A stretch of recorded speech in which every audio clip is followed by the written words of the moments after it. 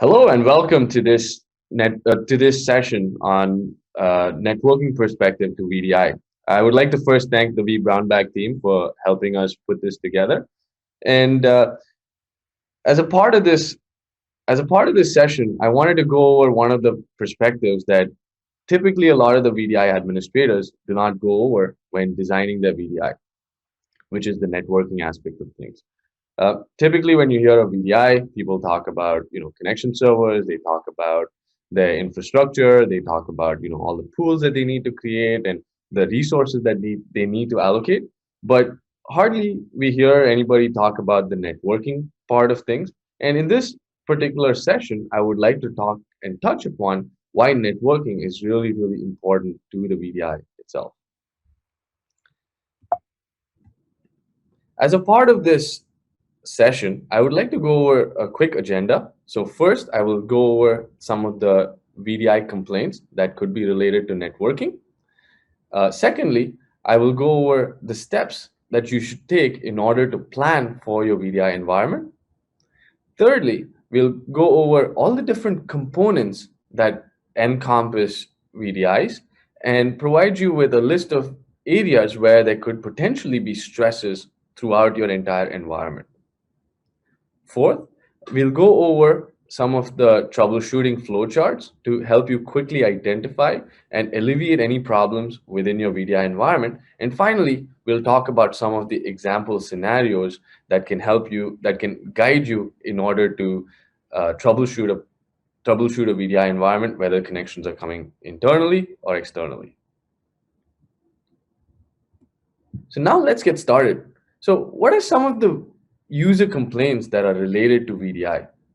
Typically, you hear a lot of different complaints. I've not listed all of them, but here are some of the most common ones. The first being they just cannot log in, or it takes extremely long to log in, right? So this can cause a lot of frustration on the part of the user and can reduce the productivity of your organization's workforce. Secondly, they just may not be able to access an application, or it just crashes randomly. So there could be a multiple reasons for that, including having high network latencies between your servers and the VDIs. And this is something that could potentially cause a lot of different issues for your end users itself. Thirdly, they may be experiencing sluggish user experience. So how many times has this happened to all of us where you're trying to type something and it shows up 20 seconds later on your screen? So this can definitely cause some kind of frustration for the end users and reduce their productivity in a lot of ways. Fourthly, they could have some kind of performance challenges, like the VDI desktops may have some kind of issues where they're really slow only during specific time frames of the day. Could be on a weekly basis at a specific time, and things of that sort. So it could potentially be due to high volume of network traffic within the environment. It could have implications with regards to your backups that are running within the environments and so on.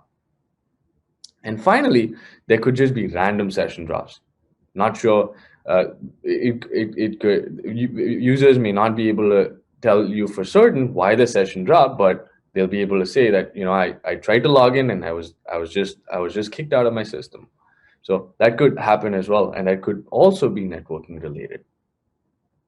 So now that we have talked about some of the user complaints related to networking, before we touch upon the troubleshooting aspect of networking, I would like to talk quickly about how you can plan for your VDI environment. When it comes to a VDI environment, networking is one of the key aspects that you would need to plan on.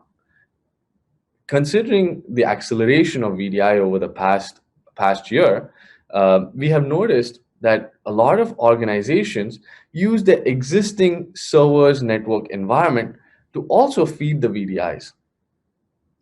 This could cause a lot of different issues because those network devices and equipment were not actually meant for an additional set of servers for the VDIs as well. So here are some of the things that you need to be aware of when you're planning for your VDI networking. Firstly, you need to ensure latency. So users that are a lot of users, especially with COVID-19 working from home, they're accessing your VDI environment through their homes using a VPN, right? In other cases, they could be using WAN links in order to come into your come in and reach your VDI environment. We need to ensure that the VPN as well as the WAN link have enough bandwidth allocation in order for it to maintain a steady flow and steady connection to the end user itself. So latency plays a huge part in this, especially because if there is an issue with the VPN links, this could cause potential problems for the end user connectivity. Secondly, we talk about redundancy. So any single point of failure, as we already know in networking sense, can be completely catastrophic. Similarly, when we are designing for our VDIs, we need to ensure that there are no single point of failures within the networking environment for those VDIs. Most VDI users, especially if they're working from home, they access the VDIs through the security servers in the DMZs. Make sure that we have multiple security servers for the purpose of redundancy. If one goes down, the others should be able to take over the load. And similarly, having an active configuration can load balance these connections and ensure that the UAGs as well as the security servers are functioning well at any given time as well. Thirdly, we talk about congestion. Uh, with when we have the servers and when we have the VDI sitting on the same switches and routers that are servicing the server's environment, there could be a significant uptick in production network utilization within the data center. This could there may be situations when you actually plan to have your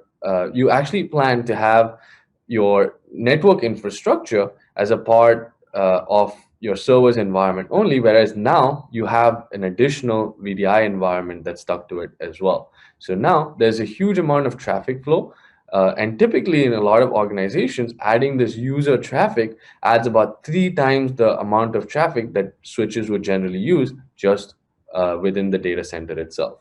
So this is something that you would need to take into consideration. And finally, scalability. So you need to understand and know what is the growth of VDI that you will have for the next couple of years within your organization. Uh, it is not feasible for an organization to continuously buy new hardware on a month-to-month basis. You need to ensure that if you have 100 VDI users now, you need to know how many end users will you have, say 2 years down the line, so that way you can plan your hardware accordingly. This also provides scalability for the organization in terms of the VDI, and also you need to plan for the networking aspect of the scalability as well. So in this particular slide, so now that we've talked about the planning, we've talked about some of the pain points, we'll talk about some of the VDI components and areas where you can see some stress. So this would be a very high level architecture diagram of how VDI end users communicate with your data center. So typically in a traditional organization, you would have an on-premise user directly use the application, log into the application, and use it directly on-premise with their desktops. But with VDI, you have all the traffic that is traversing just within the data center. The desktops are located in the data center, and those are accessing enterprise applications such as your CRMs, your ERP servers that are in the data center itself. So now the traffic is all going to be lateral between the VDI desktop sitting in the data center to your servers, which are also sitting in the data center. So the first point where you could have particular network stress would be the east-west traffic within the environment between the VDI desktops to the servers. Additionally, users that are accessing the VDI VDI servers from the on-premise can also have particular issues. So when you have users that are accessing it internally, they could have issues with the thin clients, which could cause potential issues. Thirdly, there could be issues within your environment between your firewalls to your ESXi servers or your Horizon desktop clients. You could have other issues with your firewall itself with regards to bandwidth, with regards to congestion, with the traffic flow. So this is again another point where we need to take into account the scalability of all the different devices and networking systems that are used in addition to the VDI itself. And finally, you could have remote VDI workers accessing the VDI desktops that are coming in from through the internet. So this might be something that you may not have full control over, but this is something that you would definitely need to know and help the customer or the end user understand so that they can correct some of those measures. So now that we have gone over some of the VDI components, I would like to quickly go over the troubleshooting flowchart where we help you quickly identify what your different responses would be if as you go along the troubleshooting steps. So the first thing you would want to know when you're monitoring from an end user perspective is if a particular client complains of an issue, is it something with regards to their network or their application? And this can be seen from their network response times as well as the application response times. If the application response times are very high, those could essentially mean there are issues with regards to the BLAST protocol, the PC over IP protocol, things of that sort. And then further, you can drill down the application response time to their VDI performance. How well is their VDI itself performing in terms of their sessions, how long it takes to log in, and what are the different resources that have been provisioned to those VDI desktops itself. Another thing that you would also want to take into consideration when it comes to application response times are the business applications itself. What are the different business applications that are communicating with the VDI desktop? So you could have your ERP servers, CRMs, you could have other internet SaaS-based applications. So you would want to have something like an application dependency map, which I will discuss a little bit later to quickly show you the end-to-end visibility to say where those bottlenecks are. Similarly, you would want to see all the different kinds of transactions that are taking place. If you have issues with SQL servers or web servers, you want to know immediately if there are any application-related issues. Similarly, when it comes to the network response time, you have a few different criteria that you need to take into account. So first is you want to see if the issue is with regards to the WAN links, whether it's north-south traffic or VPN links. And in that particular scenario, you can quickly take a look at their bandwidth analysis, at like the switch bandwidth analysis, and do a network device performance for those particular switches and routers within your environment. So using this, you will be able to quickly identify and see what those bandwidths are. If the bandwidth is hitting the limit, that could potentially be catastrophic and could cause the entire network to collapse. Secondly, it could also be with regards to your LAN east-west environment. So a lot of times we discount the fact that there could be issues just within your internal servers, your virtualized environments itself. But the visibility into that is also really important. You need to know whether your VDI desktops are having issues with any of the particular servers within the environment. And similarly, with any of the edge networking devices such as routers and firewalls and so on as well. So this would be like a step-by-step troubleshooting method for you to quickly understand if the issues are on the network side and the application side, and quickly troubleshoot those particular issues. So now that we have identified these troubleshooting issues, we can go over and look at a couple of different scenarios where this could really help us. So one of the first case scenarios that you want to take a look at is the network challenges in case they occur from outside the data center. So a lot of times you may not have full control over it, but this is something that you would definitely need to know and understand in order to quickly troubleshoot and help your end users resolve their issues. So the first thing is you would want to be able to see what kind of display protocols are used by the end user clients that are connecting to the VDI desktops itself. Right? Once you identify whether they're PC over IP or blast, the second thing you can do is you can quickly identify their round trip latencies and identify, in this particular case, there is a latency of about 50 milliseconds, which could potentially be detrimental to the end user's actual performance itself. So once you identify the latencies, you can quickly identify the network session information to see what the constant latency is between the thin client to your to the end user desktop.